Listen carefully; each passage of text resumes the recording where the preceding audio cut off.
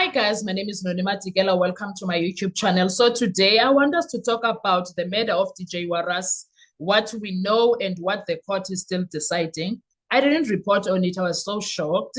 Didn't even want to entertain it because I was like, it's a guy that I liked him, especially when he was on Live Amp and then he had to grow and become the businessman that he is. He died as in December 16. Anyway, let's talk about everything that happened up to date. On the 16th of December 2025, South Africa lost a familiar media voice, Warwick Stock, better known as DJ Waras. He was shot and killed in Johannesburg CBD. This video is not us speculating. It is a careful breakdown of what is known, what is before the courts, and what remains unproven. So that is what we are going to talk about on this video as we follow up with the case of DJ Waras.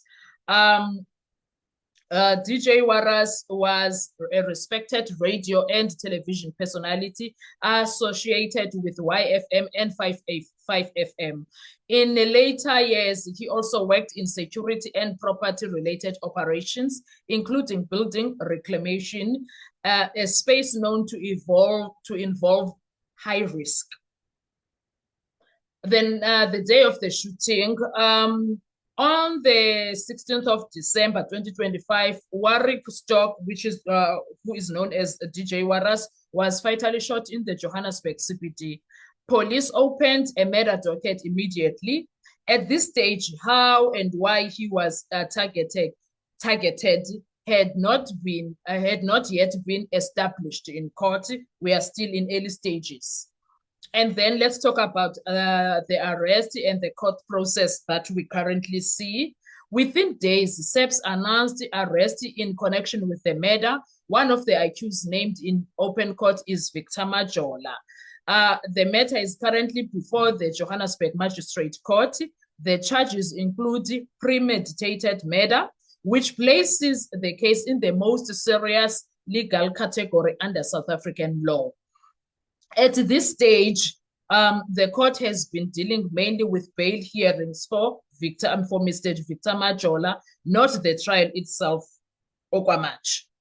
Okay, now there is something that is happening in courts ever since the bail hearing process has started, the evidence debate. A major issue in court so far has been what evidence may be relied on at bail stage.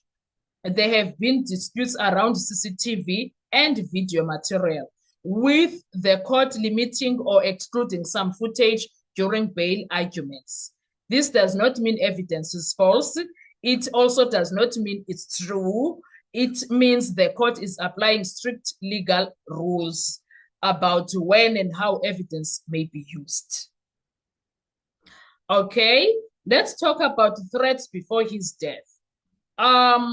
Court reporting confirms that DJ Waras had obtained a protection order shortly before his death, citing threats from several individuals. The existence of a protection order is a fact. Whether it is directly linked to the murder is not yet determined by the court. What has not been proven, important reminder please, no accused person has been convicted. Motive has not yet been proven in trial. Bail proceedings are not findings of guilt. We need to be very cautious when it comes to that. South African law requires that guilt be proven beyond reasonable doubt in open courts. We are still going there. There is nothing concrete as of right now that has been dealt with. The next critical moments will be final bail rulings, which is today. Disclosure of the state's full case, whether the matter proceeds to a full trial. Only then will the evidence be tested properly. For now, we are still dealing with the hearing stages. And things that we find out during the hearing was that about the guy, what's his name? Victor Majola, is that he is the father of 12 children, only one from different baby mamas, only one baby mama was working and taking care of her child. The others fully depend on him.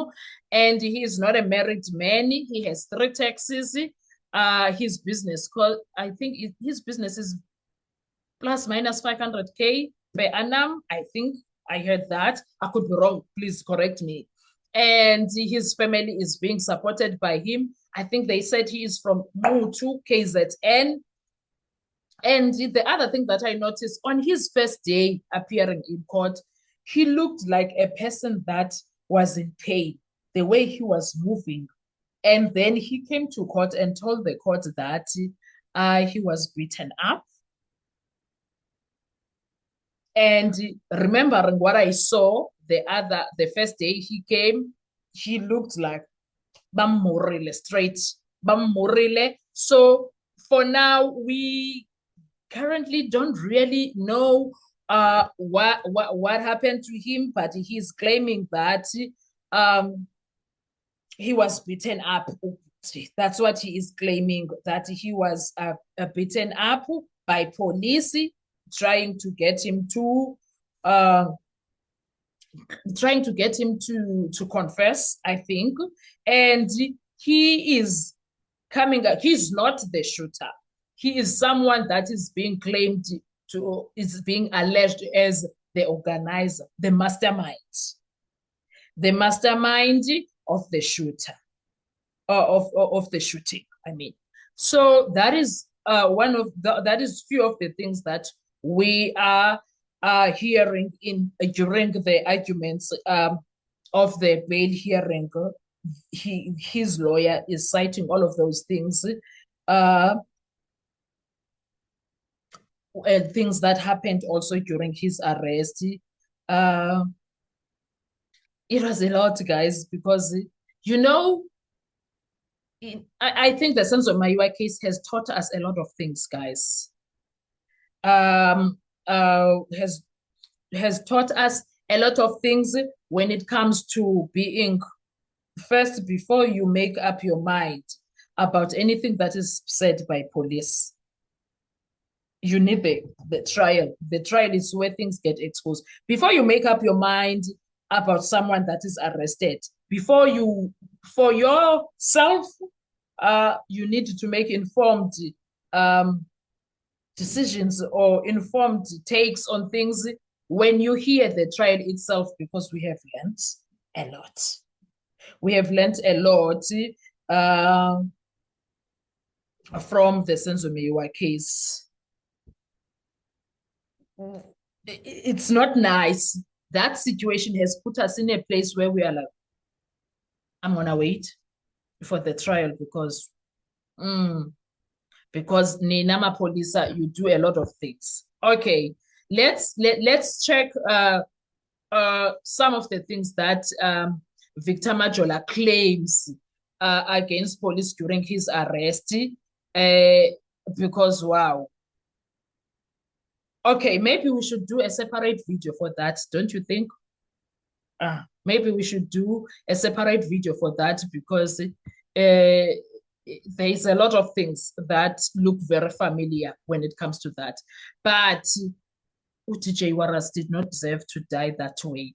He did not deserve, and there's a lot of things that are being said on social media about how much he was talking against crime, how much of some sort of an activist against crime, how much he was vocal about people in power doing nothing to stop certain issues. May I drink water? My mouth is getting dry. I'm sorry.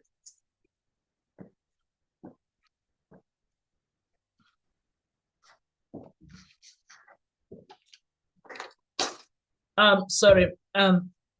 And how he was, I think he had a security company that was helping in terms of these reclaiming buildings back, these hijacked buildings. Obviously, people are not going to be happy if they were not paying what is due to the owner when now someone is coming to. But why was he there personally, not his security? Okay, I don't know how it worked. Anyway, I just had that thought. And now things are very bad, guys. And what's so sad, or what saddens me, is that in South Africa, umuntu angashona, guys, and then it will be this noise, and then twag.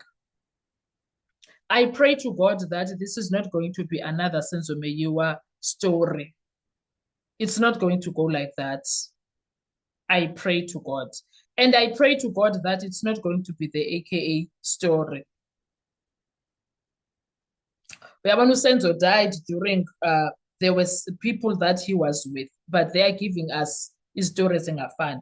And then AKA died, and there was a footage that was released for that. People got arrested, but and then there was money that came from a certain account to Kwabini's account, but still that Kwabini is arrested because of that money. But the owner of that account that money came from is not being arrested. Do you see how South Africa is? And then then this situation, AKA's VFV footage for his murder was released. We saw it same night, few minutes, not even hours, guys, few minutes after that incident happened. Same within that hour. It was not hours, within that hour. It was out if CCTV footage of AKA's murder accused. Like, why now this one of DJ Waras, it's problematic for it to come in front is a mystery to me. So that's what we are talking about here. I'm going to do another video when it comes to DJ Waras because I was really, really pained to hear how he died. He was such a vibrant man. He was such a man full of life. He was 40 years old. So he's a 1985 baby like me. And then he had to die his death like that. Anyway, guys, what are your thoughts when it comes to this? What do you have to say? Let's have a conversation on the comment section. I want to hear from you. Please don't forget to pray for his family. Don't forget to pray for South Africa. Don't forget to pray for our legal system in South Africa, because what is this, Nasan? Indolende school. Oh, bye-bye.